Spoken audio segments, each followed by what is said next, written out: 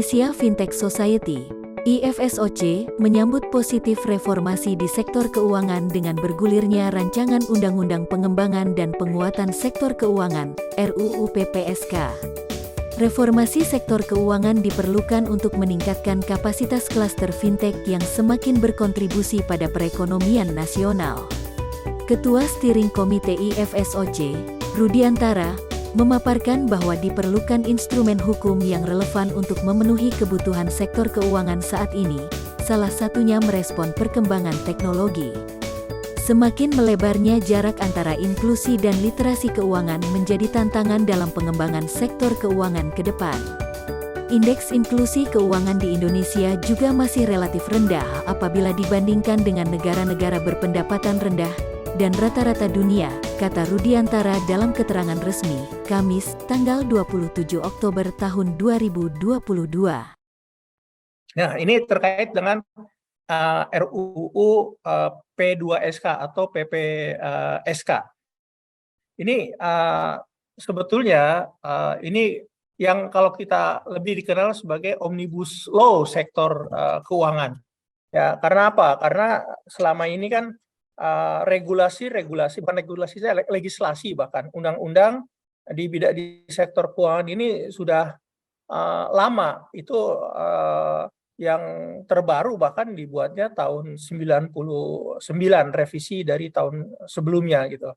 Dan semuanya di angka tahun 99, tidak ada yang tahun 2000. Akibatnya apa? Akibatnya undang-undang yang saat itu dibuat atau diundangkan itu belum menyentuh atau mengatur hal-hal yang berkaitan dengan dinamika yang terjadi saat ini makin cepat, yaitu apa? Yaitu teknologi.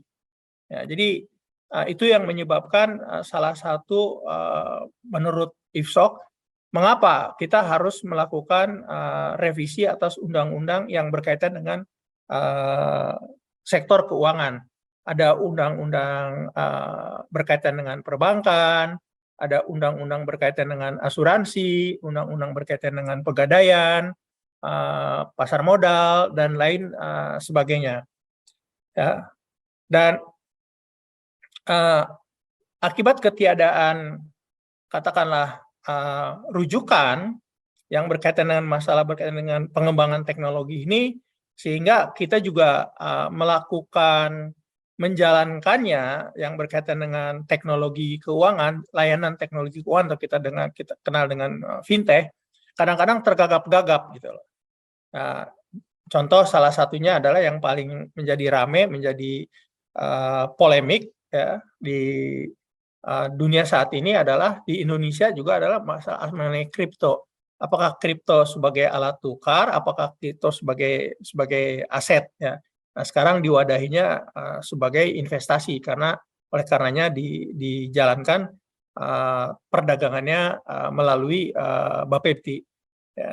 Yang ketiga adalah bagaimana kalau kita lihat terjadi gap antara inklusi keuangan dan literasi keuangan. Dari angka itu cenderung makin melebar, inklusi keuangannya lebih cepat tumbuhnya dibanding literasi keuangan. Ini juga sebetulnya menunjukkan banyak orang Indonesia yang menggunakan layanan fintech, tapi sebetulnya barangkali pemahamannya, kemudian tentang pemanfaatan maupun risikonya juga lebih belakang dibanding pemanfaatan, pakai dulu baru urusan belakangan. Ini juga kalau kita lihat banyak terjadi kasus-kasus yang berkaitan dengan pinjaman online yang ilegal. Jadi sekali lagi IFSOC itu fokusnya untuk dalam konteks Omnibus Law ini ada dua, yaitu bagaimana kita memanfaatkan teknologi ya, tetapi agar layanannya menjadi sustainable ke depannya, dan kedua bagaimana saat bersamaan juga kita meningkatkan concern atau hal-hal yang berkaitan dengan perlindungan pelanggan atau consumer protection.